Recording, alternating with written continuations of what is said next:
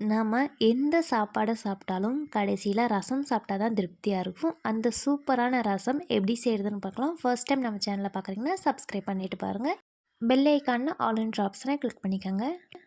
ஒரு பாத்திரத்தில் ஒரு லெமன் சைஸ் அளவு புளியை எடுத்து ஒரு 10 நிமிஷம் நல்லா ஊற வச்சுக்கலாம். 10 நிமிஷத்தில் புளி நல்லா ஊறி வந்திருக்கு. இந்த ஸ்டேஜில் நல்லா கரைச்சி எடுத்துக்கலாம்.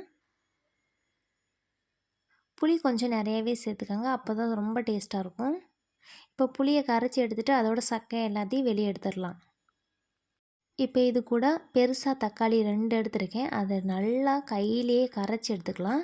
நம்ம கையில் கரைக்கிறப்ப தான் டேஸ்ட் அவ்வளோ சூப்பராக இருக்கும். மிக்சியில் அரைக்கிறப்ப டேஸ்ட்டு பார்த்திங்கன்னா அவ்வளோவா நல்லா இருக்காது.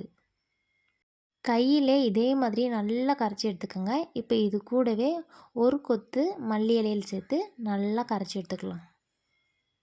மல்லி தழைகளை இப்படி வச்சு கைகளால் கரைக்கிறப்ப அதோட வாசனையெல்லாம் அந்த ரசத்தில் இறங்கி அவ்வளோ டேஸ்ட்டாக ருசியாக வாசனையாக இருக்கும். அதுக்கு தான் இப்படி நல்லா கையை வச்சு கரைக்கணும். கூடவே அரை டீஸ்பூன் மஞ்சள் தூள், கொஞ்சமாக உப்பு சேர்த்து அதையும் நல்லா கரைச்சி எடுத்துக்கலாம். இப்போது அதை தண்ணியை வச்சுட்டு இப்போ ஒரு மிக்சி ஜாரில் ஒரு 6-7 பல்லு பூண்டு சேர்த்துக்கலாம். 1 டேபிள் ஸ்பூன் அளவு மிளகு, 1 டேபிள் ஸ்பூன் அளவு சீரகம், ஒரு பச்சை மிளகா சேர்த்து நல்லா கொரகொரப்பாக அரைச்சி எடுத்துக்கலாம். இதே மாதிரி நல்லா கொரகொரப்பாக அரைச்சி எடுத்துக்கோங்க. ரொம்ப பேஸ்ட்டாக அரைச்சிட்டிங்கன்னா ரசம் கசக்க ஆரம்பிச்சிடும். ரசத்துக்கு எப்போவுமே மலை பூண்டுன்னு சொல்லுவாங்க, அதை யூஸ் பண்ணுங்கள். அவ்வளோ டேஸ்ட்டாக இருக்கும், ருசியாக இருக்கும். இப்போ ஒரு கடாயில் கொஞ்சமாக எண்ணெய் ஊற்றிக்கலாம். எண்ணெய் நல்லா காஞ்சதும் 1 டேபிள் ஸ்பூன் அளவு கடுகு உளுந்தம் பருப்பு சேர்த்துக்கலாம். கடுகு உளுந்தம் பருப்பு நல்லா வெடித்ததுக்கப்புறமா ஒரு 2 வரமிளகாவை கிள்ளி சேர்த்துக்கலாம். சேர்த்துட்டு ஒரு டைம் நல்லா கலந்து விட்டுருங்க. இப்போ இது கூடவே ஒரு கொத்து கருவேப்பிலை, நம்ம அரைச்சி வச்சுருந்த மசாலாவும் சேர்த்துட்டு நல்லா கலந்து விட்டுறலாம். மசாலா பார்த்திங்கன்னா எண்ணெயிலே வதக்கிறப்போ அதோட டேஸ்ட் சூப்பராக இருக்கும், வாசனையாகவும் இருக்கும் ரசம். இப்படி எண்ணெயில் வதக்கி வைக்கிறப்ப பார்த்திங்கன்னா வீடே நல்லா கமகமன்னு மணக்கும். கண்டிப்பாக ட்ரை பண்ணுங்கள், அவ்வளோ சூப்பராக இருக்கும்.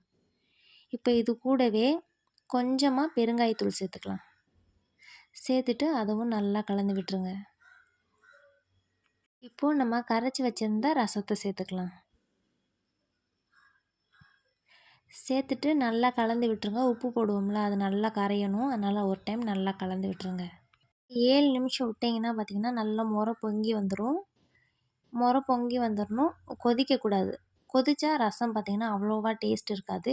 இந்த முறை பொங்கினோடனே ரசத்தை இறக்கி வச்சிடணும். அவ்வளோதான், சூப்பரான மணக்க மணக்க ரசம் ரெடி ஆயிடுச்சு. கண்டிப்பாக ட்ரை பண்ணுங்கள். இது கூடவே உருளைக்கிழங்கு இல்லாட்டினா தேங்காய் துவையல் வச்சு சாப்பிட்டு பாருங்கள், அவ்வளோ டேஸ்ட்டாக இருக்கும்.